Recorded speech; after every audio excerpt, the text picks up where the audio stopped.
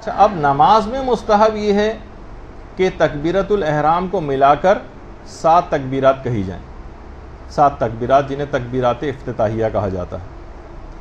اچھا، بعض روایت میں ہر تکبیر کے بعد یا چند تکبیرات کے بعد کچھ دعائیں بھی ہیں جو کہ فی الحال ہم ان کو ذکر نہیں کر رہے، لیکن آپ تو براہ راست تاکہ اس پہ عمل کرنا شروع کر دیں، بس 6 دفعہ اللہ اکبر اللہ اکبر اللہ اکبر کہہ کے پھر 7ویں تکبیرۃ الاحرام کہہ دیں، اور اس کو رجا کی نیت رکھیں 6 تکبیرات کہتے ہوئے۔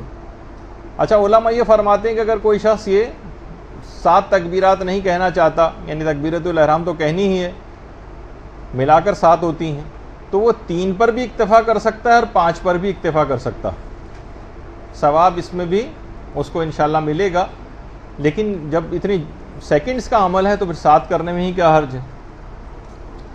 تو اس لحاظ سے علماء نے یہ بات بھی کہی کہ دیکھیے کہ رسول نے نماز کو مومن کی معراج قرار دیا، یعنی یہ بارگاہ ملکوتی میں پرواز کا ایک بہترین ذریعہ ہے نماز، اور پرواز کے لیے علماء عرفان کہتے ہیں کہ 7 آسمانوں کو عبور کرنا لازم ہوتا ہے۔ جب بھی ایک تکبیر کہی جاتی اللہ اکبر، آسمان کا ایک پردہ کھل جاتا ہے، لہٰذا ان 7 پردوں اور 7 حجابات کو دور کرنے کے لیے یہ 7 تکبیرات کہی جانی چاہیے۔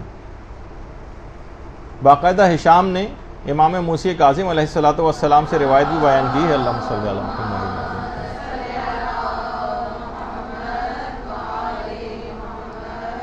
اور اس روایت میں اس کی وجہ بھی بیان کی ہے، جو کہ کتاب من لا یعذرہ الفقیہ میں شیخ صدوق نے نقل کی ہے، کہ جب پیغمبر اسلام نے آسمانوں کی سیر کی تھی تو پیغمبر اسلام 7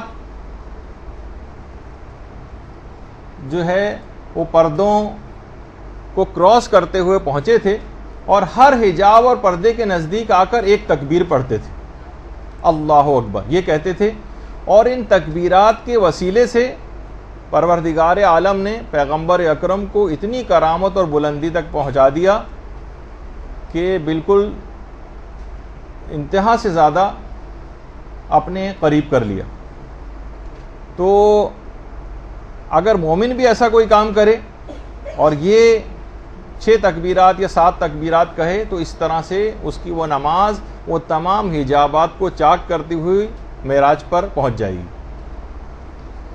اور حضرت امیر المومنین علی ابن ابی طالب علیہ السلام نے اللہم صلی علی محمد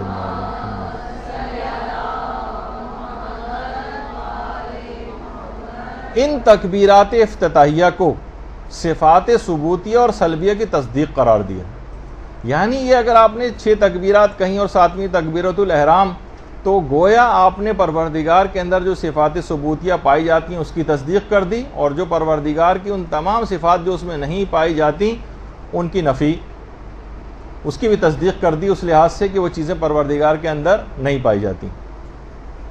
تو یہ خود کتنا بڑا ثواب اور فائدہ دلوانے والی چیز ہے کہ ان تکبیرات کے ذریعے آپ کی نماز اتنی بلندی پر بھی جا رہی ہے اور آپ صفات ثبوتیہ اور سلبیہ کی تصدیق بھی کر رہی ہیں۔ اور اس کا ایک بہت بڑا فائدہ فضل ابن شازان نے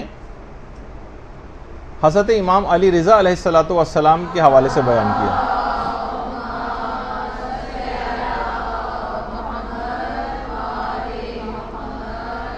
ہمارے 8ویں امام کے صحابی فضل ابن شازان، ان کا نیشا پور میں مزار بھی ہے، کہ امام فرماتے ہیں کہ اگر نمازی نماز کے دوران جو یہ مستحب تکبیرات کہی جاتی ہیں، جیسے آپ رکوع میں جانے سے پہلے اللہ اکبر کہتی ہیں، پھر رکوع سے اٹھنے کے بعد، پھر سجدے میں جاتے، سجدے سے اٹھ کر پھر دوبارہ سجدے میں جاتے وقت جتنی بھی مستحب تکبیرات یہ آپ کہہ رہی ہیں، امام فرماتے ہیں کہ اگر کوئی شخص دوران نماز کچھ مستحب تکبیرات کو بھول جائے تو شروع میں کہی گئی یہ تکبیرات جو ہیں اس بھولی ہوئی تکبیرات کی کمی کو پورا کر دیتی۔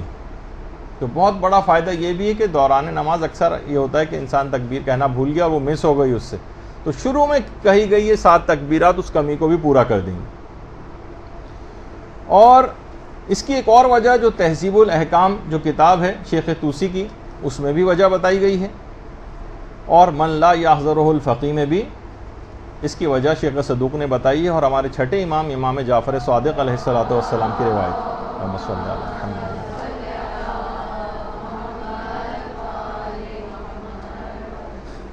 چھٹے امام فرماتے ہیں کہ ایک دفعہ پیغمبر اسلام نماز کے لیے کھڑے ہوئے. امام حسین علیہ السلام اس وقت بہت چھوٹے تھے, بہت چھوٹے. وہ بھی پیغمبر کے ساتھ نماز کے لیے آ کر کھڑے ہو گئے.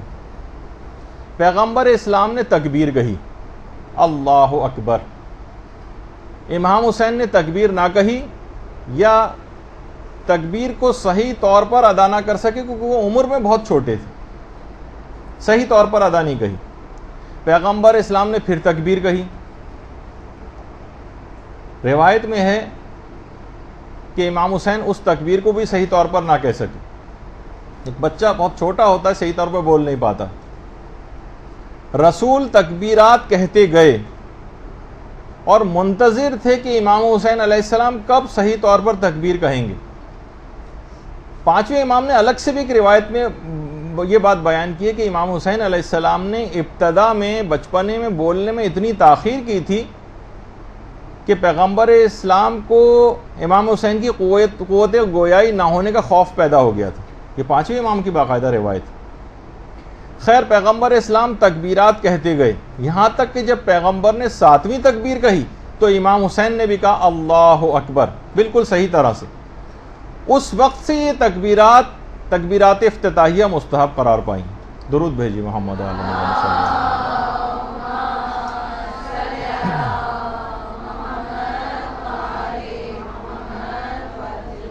بعض علماء یہ فرماتے ہیں کہ یہ جو تکبیرات ہیں یہ تکبیرت الاحرام کے بعد بھی کہی جا سکتی ہیں, لیکن احتیاط مستحب ہے یا اولیٰ ہے یا بہتر یہ ہے کہ یہ 6 تکبیرات رجا کی نیت سے پہلے کہی جائیں اور اس کے بعد پھر 7ویں تکبیرت الاحرام کی نیت سے کہی جائے.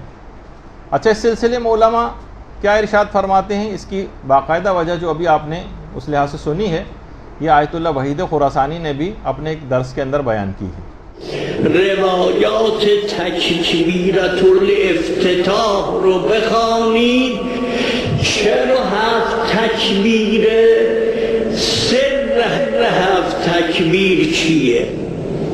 7 تکبیر چون حجب 7 حجابه.